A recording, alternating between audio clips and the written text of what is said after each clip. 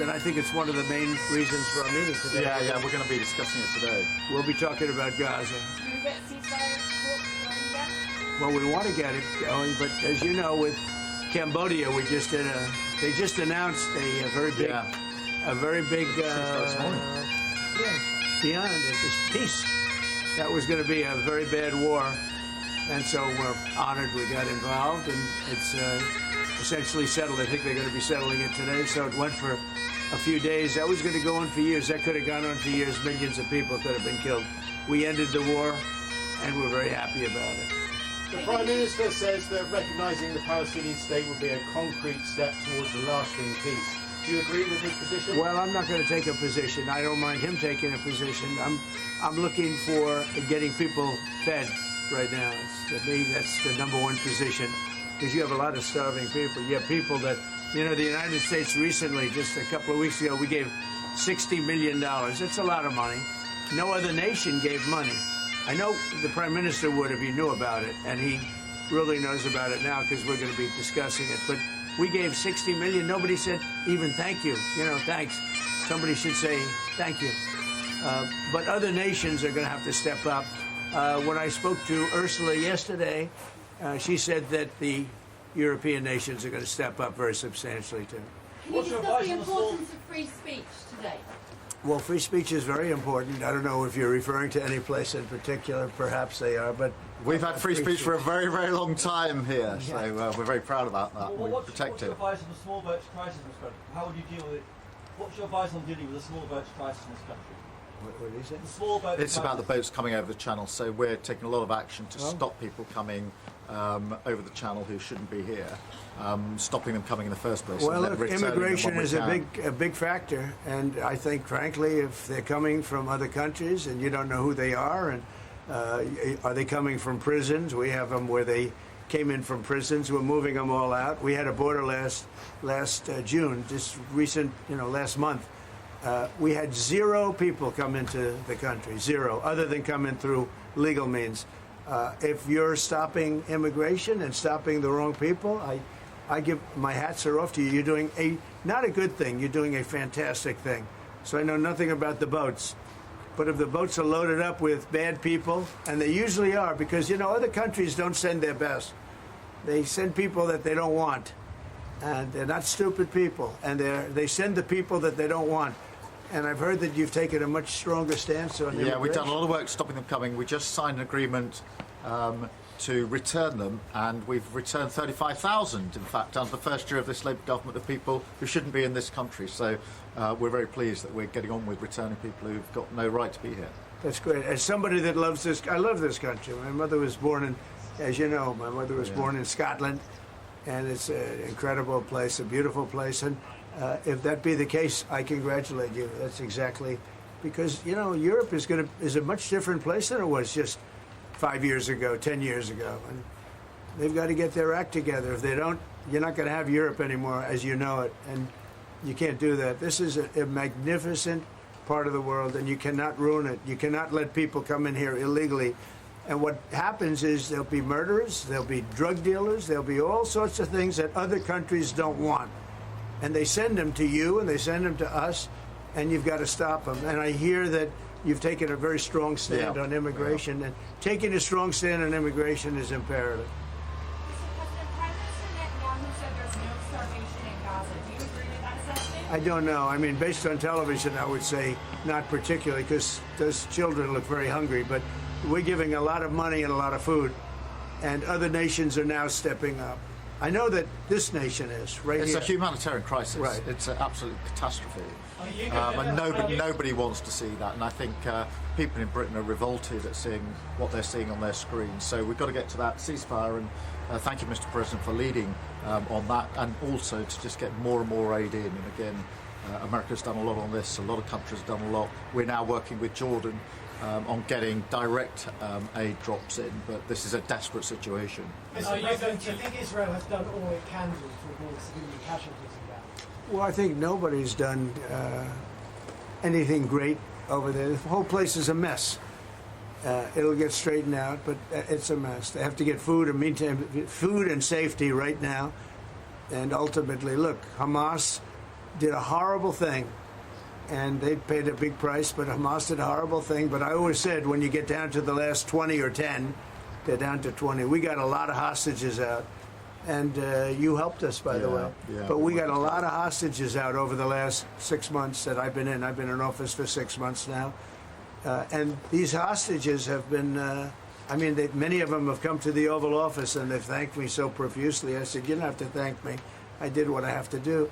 But I always said, when you get down to the final 20, they won't release them because that's like their shield. Very unfair. And so something's going to have to be done. And they were really unwilling to talk. But I've said that. You'll get down to the final 10 or 20. It turns out to be 20. I thought that would be the number. I said, they're not going to be dealing with us. And, many of the hostages are now dead, you know that. And parents come up to me, a woman came up to me 2 weeks ago. She just wants her son back. And I said, how's he doing? My son's dead, sir, but he's with them, and we want the body. She wanted the body of this young boy, of her young, beautiful son, just as much as if he were alive. It was just as important. There was no difference. And it's a tragic situation, frankly. But we got a lot out, and now possibly the fight will have to be a little bit different. But they have totally changed now. They don't want to give hostages. Very unfair. You have 20 living people. In this case, living. You have many dead people too that they want to get a out. long time as well. Yeah, they have 20 living people, and I told Israel, I told Bibi that you're going to have to now maybe do it a different way. Do you think a ceasefire is even possible, Mr. President? Yeah, a ceasefire is possible, but you have to get it. You have to end it. You're talking about with Israel's. You're talking about there, because we have many ceasefires going on. The whole world is. If I weren't around, you'd have right now 6 major wars going on. India would be fighting with Pakistan. You see what we just did yesterday with 2 nations that we're trading with. And during the trade, I said, I'm not going to do any trade deal unless you guys settle your differences. And we got it settled in 24 hours. I mean, they just announced it was settled, which was a tremendous thing. But Serbia, Kosovo is another one. We have many hotspots that were at war. I think a very big one was India and Pakistan, because you're talking about 2 nuclear nations. That was a very big one. And we get help from the UK. The Prime Minister's helped. We have cases where we specifically need the help because somebody comes from here that you're aware of. And, when you come from a country, you can do things. And I call up the Prime Minister, and all of a sudden, he's able to do things. True also with other presidents and prime ministers. But we've done it. Nobody's ever done what we've done. We have 6 different major if you take a look at Rwanda and the Congo, Republic of the Congo, they've been fighting for 31 years, 8 million people dead. It was going on. Nobody could go to that part of Africa. They were being killed. If to even walk there, you're being killed with machetes.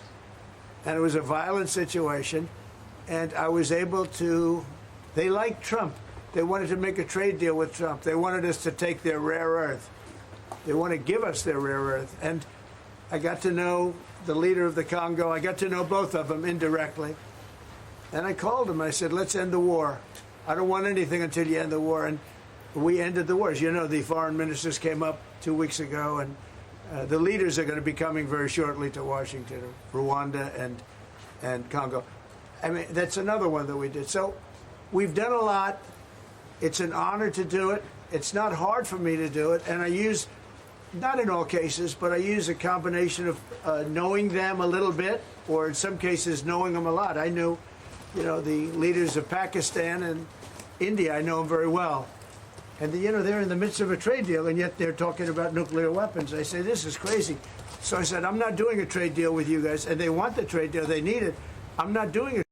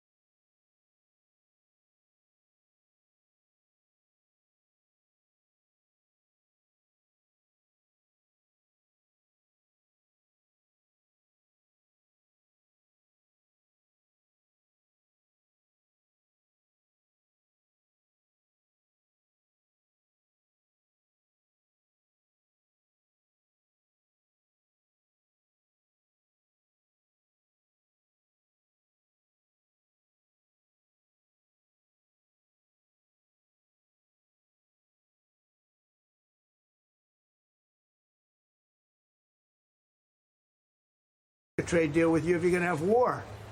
And that's a war that spreads to other countries. You'll get nuclear dust.